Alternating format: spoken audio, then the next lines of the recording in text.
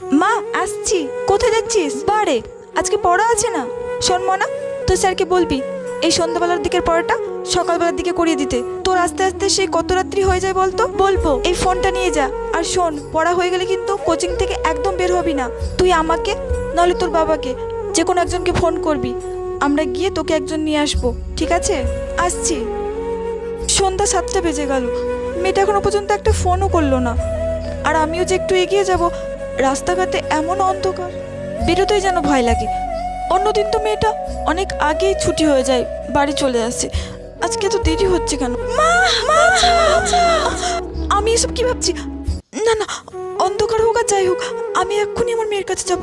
ও মা, মনা, তুই ফোন করলি না, একা একা চলে আসলি কেন? তুমি যে ফোনটা দিয়েছিলে ওই ফোনটা তো চার্জই শেষ হয়ে গেছিল, সেই জন্য স্যার বাড়িতে দিয়ে গেল। আমি কত চিন্তা করছিলাম জানিস, এই সমাজে মেয়ের মাদের এইভাবে ভয় কাটাতে হবে রে।